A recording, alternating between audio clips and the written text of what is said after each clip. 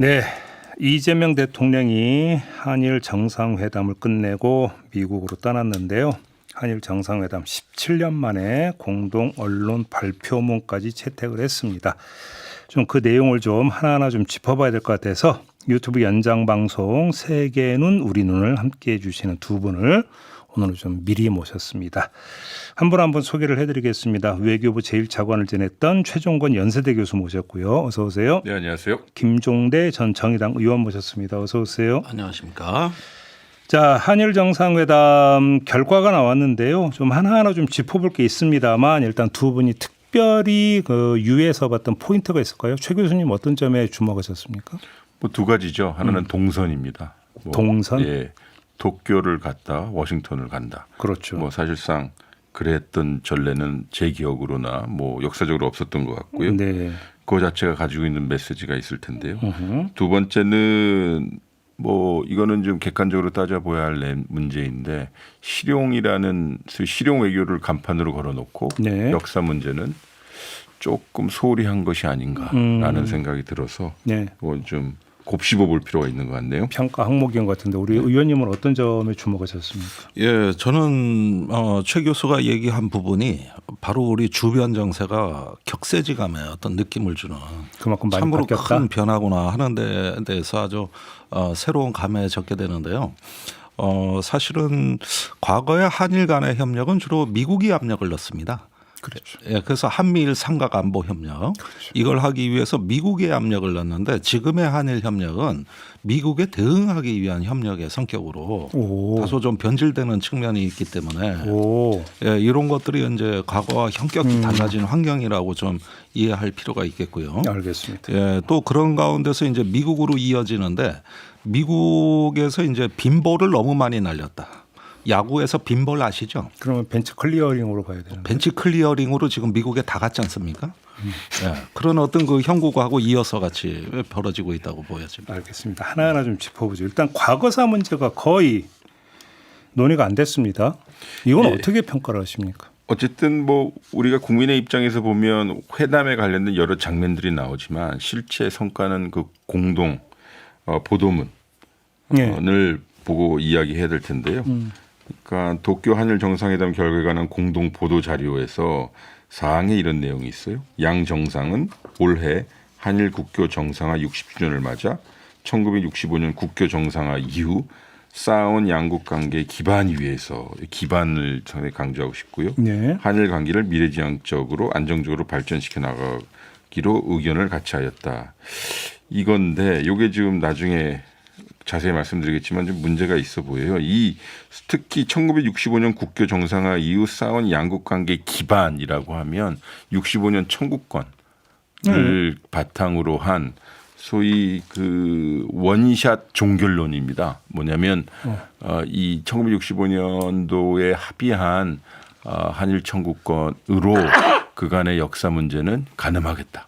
해결되었다라고 하는 그렇게 해석이 됩니까? 일본의 기존의 주장을 양 정상이 의견을 같이 하였다는 뜻이거든요. 그런데 이런 표현은 보통 그동안 일본이 써왔던 네, 표현이에요? 맞습니다.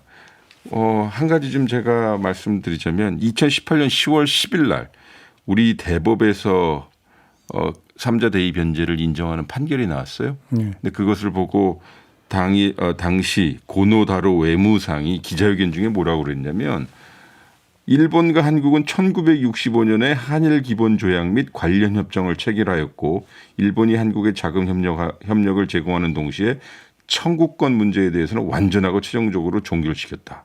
이것이 국교 수립 이래 한일 양국 관계 이른바 법적 기반이 되어 왔던 것이다. 기반이란 표현이 거기서 또 나오네요. 그래서 요걸 합쳐보면 참 이상하죠. 왜냐하면 1965년도에 한일 국교 정상화와 함께 청구권으로 인해서 그간의 식민지 시대 때 있었던 역사 문제는 해결되었다라는 일본의 주장이 이번 이재명 대통령과 이시바 총리가 내놓은 공동 보도자료에 나왔습니다. 그러면 이거는 과거사를 거의 논의하지 않았다라고 평가할 게 아니라 과거사 문제에 대한 접근법이 지금 뭔가 좀 비틀려 버렸다. 이런 평가시네요. 그러면.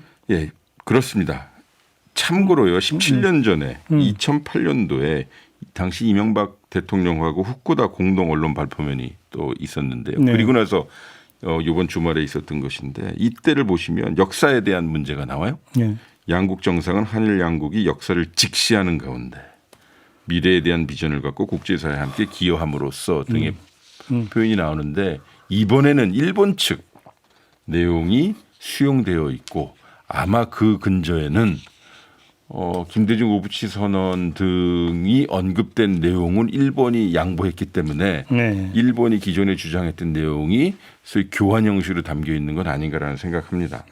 다만 소위 김대중 오부치 선언을 명기했으나 한편으로 역대 내각의 입장을 전반적으로 계승한다는 일본의 스탠스는 네. 유지가 된 거죠. 그렇게 평가를 하신다. 또 그 전에 이재명 대통령이 출국 전에 요미우리 신문 인터뷰에서 이미 여기에 대한 상세한 입장을 밝혔습니다. 네. 그런데 지난 정부의 이제 합의를 계승한다는 표현을 일단은 먼저 밝혀놓고 이 합의문이 후에 나온 거거든요. 그런데 과거사 문제는 어떤 역대 정부의 합의를 계승한다고 했고요. 네. 다만 한 가지 사과는 계속해야 된다. 치유될 때까지 사과는 계속해야 된다. 이걸 덧붙였는데 일본에서는 사과는 말로 하는 거니까 이제 그거는 구속력이 없다고 보고 이제 사실상 지난 정부의 합의가 계승됐다는 부분을 계속돼서 특비를 했던 겁니다. 이렇게 되면은 이재명 정부의 어떤 대일 정책이 쉽게 얘기해서 문재인 정부에 가깝냐 윤석열 정부에 가깝냐. 만약에 이렇게 단도직입적으로 질문한다면 그렇다면은 문재인 정부는 아니죠. 그러면 여기서 네. 이전 정부의 합의는 깰 수 없다라는 요지의 이재명 대통령의 발언을 그대로 일단 전제해 놓고 자 위안부 합의가 있었습니다. 박근혜 정부 때 이거는 양국의 합의가 맞죠. 맞습니다. 명백히. 자 그러면 윤석열 정부 때의 강제징용 피해자에 대한 제3자 대위 변제는 한일 양국의 합의 사항이었나요? 아닙니다. 그거는 당시 윤석열 정부, 대한민국 정부의 일방적 약속이었고 선언이었기 때문에 그러면 양국 정부의 합의가 아니면 그럼 어떻게 되는 겁니까? 그러니까 2015년 한일 위안부 합의는 정상급 소위 기명을 한 네, 사인까지 한 외교 문서고 합의문이고 예.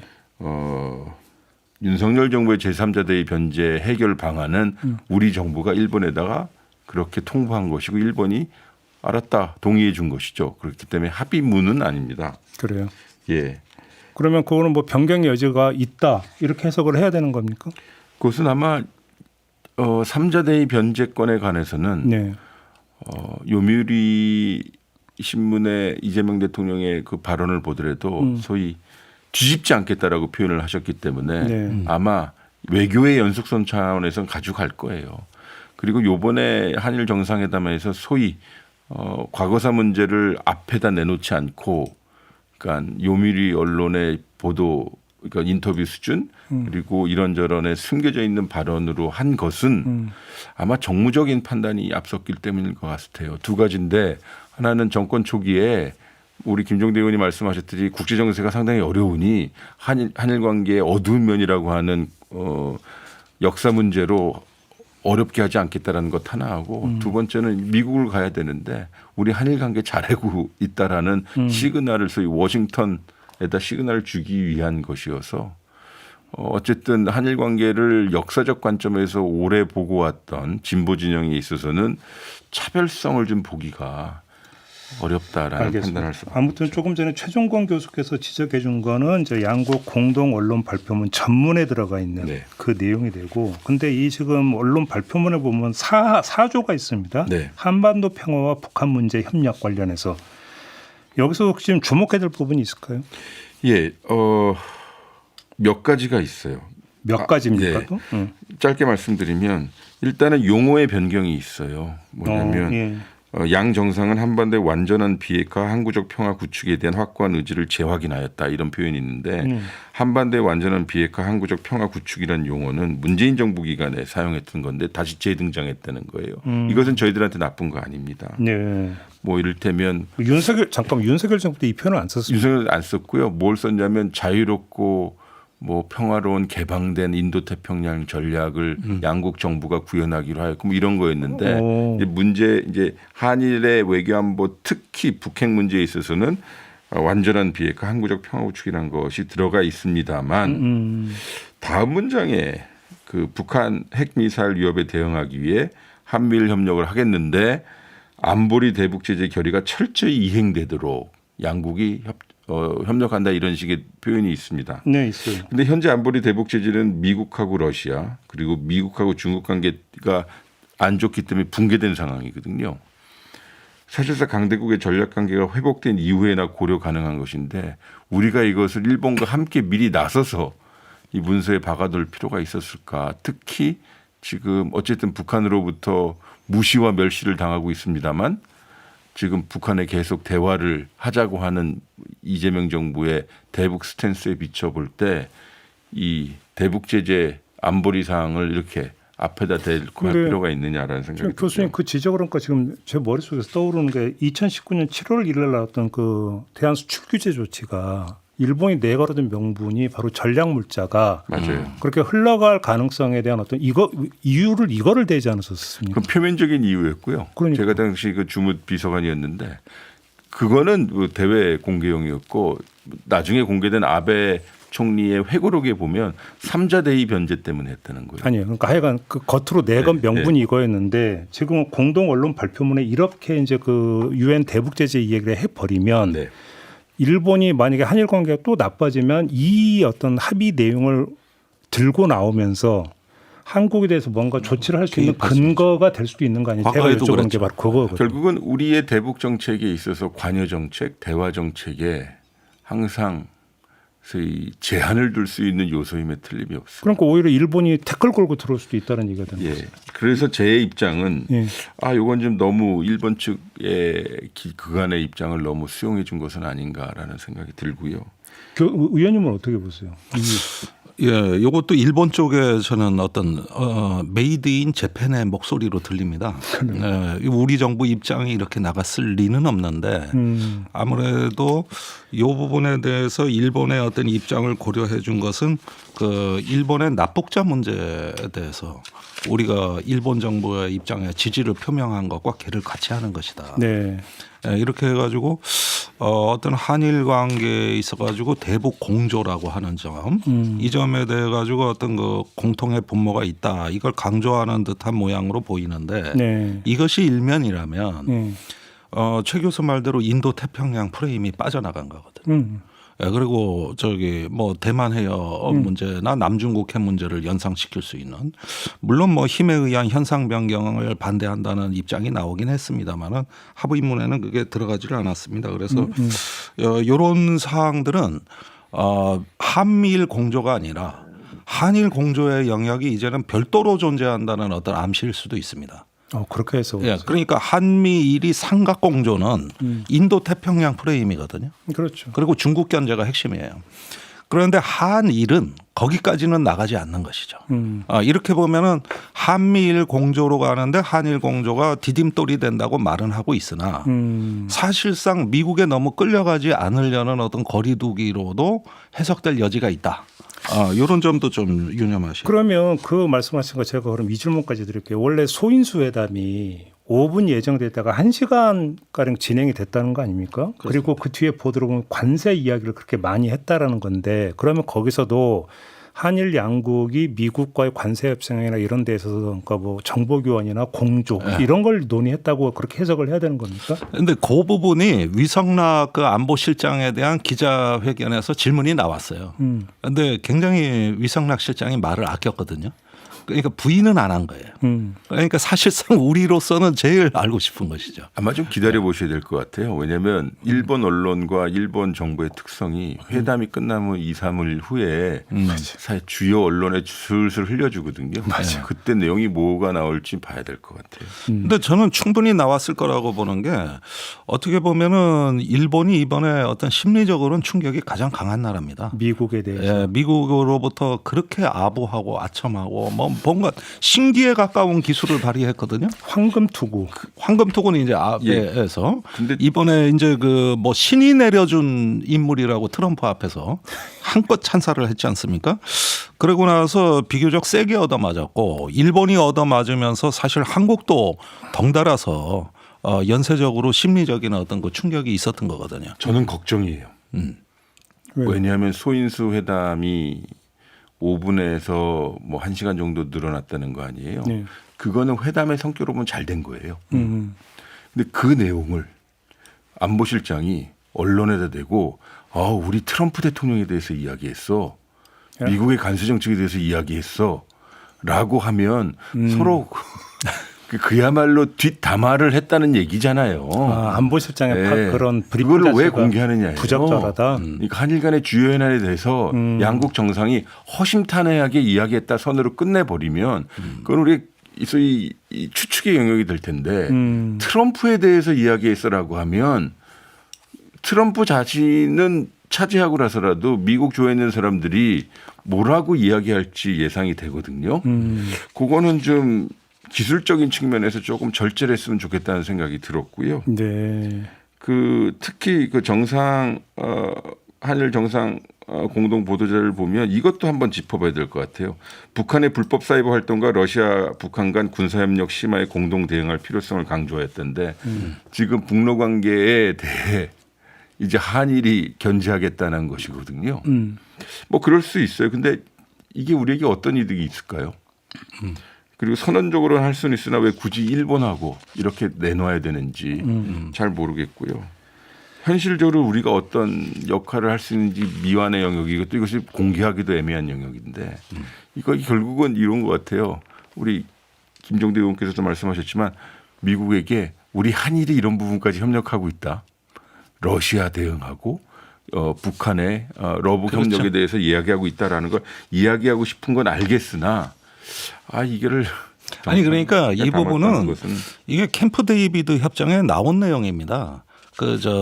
북한의 사이버 활동을 갖다가 이제 삼국이 공동 대응하고 그러니까 일단 캠프 데이비드에서 얘기한 대북 프레임을 일정 정도 상기시키면서 사실상은 어떤 미국에 대한 어떤 공조 부분은 합의문에서 좀 가려주는 이런 형태가 아닌가. 물론 이게 단기적으로 우리한테 실익을 주는 건 없어요.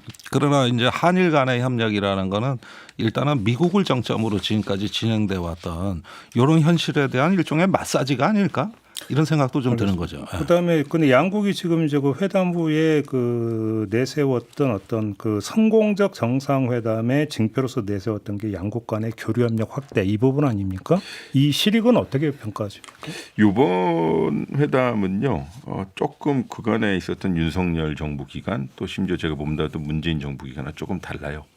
그러니까 역사 문제는 좀 제껴놓고 이야기를 하면요.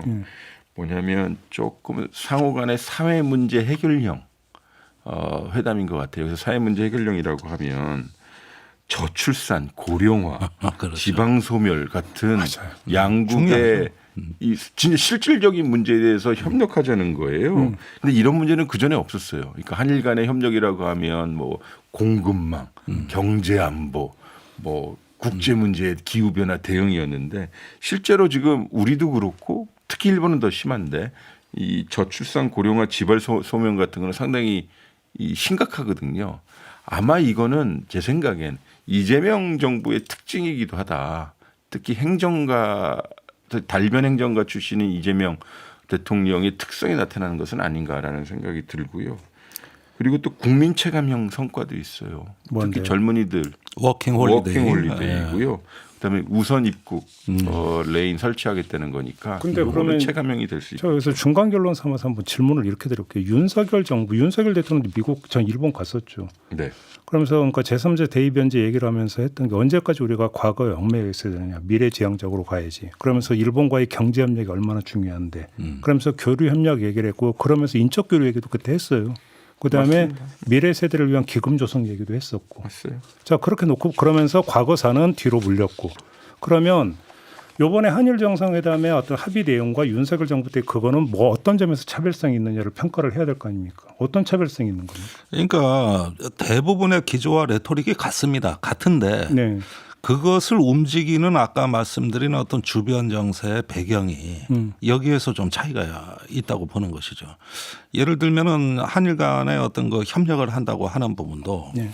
여기에 뭐 수소라든가 AI 같은 부분들이 지금 부각되고 있지 않습니까? 네. 합의문에 굉장히 많이 나오는데 이 부분이 최근 중국이 굉장히 치고 올라오는 부분입니다.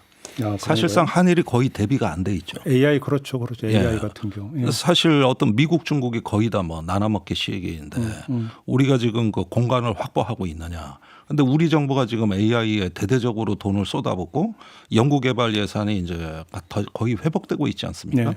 대폭 증액되고 이런 부분에서 좀 급해진 측면은 있는 것 같아요.